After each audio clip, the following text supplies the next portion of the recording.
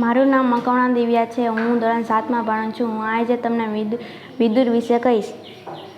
આજથી લગભગ 5 વર્ષ પહેલાં કુરુવંશમાં હસ્તિનાપુરની રાજધાની વરસનાદાને વિચારણા કરવી પડી. સાતનનો મોટો દીકરો ધૃતરાષ્ટ્ર જન્મથી જ આંધળો હોવાથી તેને રાજધાનીનો વારસદાર ગણી ન શક્યા. આખરે ધૃતરાષ્ટ્રના નાના ભાઈ પાંડુનો રાજા તરીકે રાજ્યાભિષેક કરવામાં આવ્યો. પોતાના પરાક્રમથી પાંડુએ રાજ્યનો વિસ્તાર ખૂબ વધાર્યો અને પ્રજાની ચાહના પણ ખૂબ મેળવી. પાંડુએ વનવિવાહ માટે એક લાંબી તૈયારી કરી. ભીમે અન્ય વડીલો તથા મોટા ભાઈ ધૃતરાષ્ટ્રની પણ મંજૂરી લીધી. તે પાછા ફરે ત્યાં સુધી રાજ્યનો વહીવટ ધૃતરાષ્ટ્રને સોંપ્યો. નાના ભાઈ વિદુર ધર્માત્મા, ન્યાયપ્રિય અને સત્યનિષ્ઠ હતા. તેમને રાજ્યના મહામંત્રી તરીકે નિયુક્ત કરી. પોતાની બંને રાણી કુંતી તથા માદ્રીને સાથે લઈને હસ્તિનાપુરથી સૌની ભાવભરી વિદાય લીધી. વનમાં ગયા પછી પાંડુને દેવોના વરદાન કરે. કુંતી મારફતે યુધિષ્ઠિર, ભીમસેન અને અર્જુન અમે 3 પુત્ર થયા. તે માદ્રી મારફતે નકુલ અને સહદેવ અમે 2 પુત્ર. અમે એકંદરે 5 પુત્ર થયા.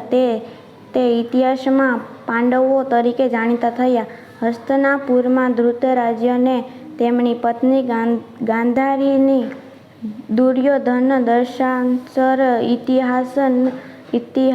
ઇતિહાસનો સૌ પુત્ર થયો અને તે કૌરવો તરીકે જાણીતા થયા.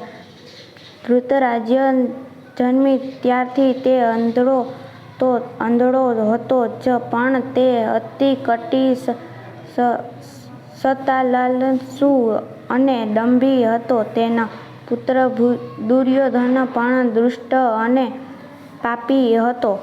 મહામંત્રી વિદુરની સતત તેમના ઉપર ચાપટી નજર હતી. ધૃતરાષ્ટ્ર તેમના રાજા સાથે હોવા છતાં તે કોઈ પણ ખોટું કામ કરે તો તેને શપથ કહેતા.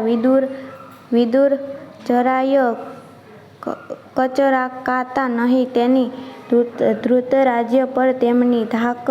કુંતી પાંડવોને લઈને ધૃતરાષ્ટ્રના આશ્રમે હસ્તિનાપુર આવ્યો. ત્યારથી જ ધૃતરાષ્ટ્રને લાગ્યું કે પાંડવો રાજગાદી વારસદાર હોવાથી ગમે ત્યારે તેના હાથમાંથી રાજસત્તા થતી રહેશે. તેમણે તથા દુષ્ટ દુર્યોધન પાંડવોનું કાસળ કાઢવા અનેક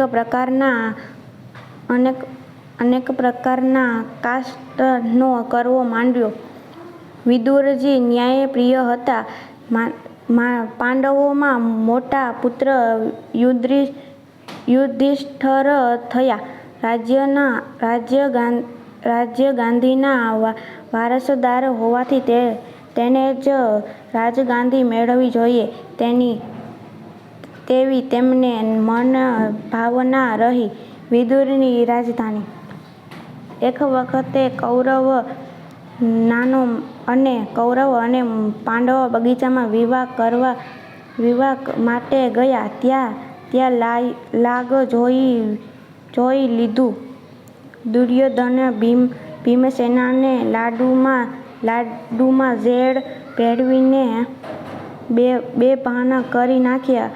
હાથે પગે દોરડા બાંધી કોઈ ખબર ન પડે તેમ તેને નદીમાં નાખી દીધો. રાજમહેલમાં બધા પાછા ફર્યા ત્યાં ભીમસેના દેખાયો નહીં. યુધિષ્ઠિરે ગભરાઈ જઈ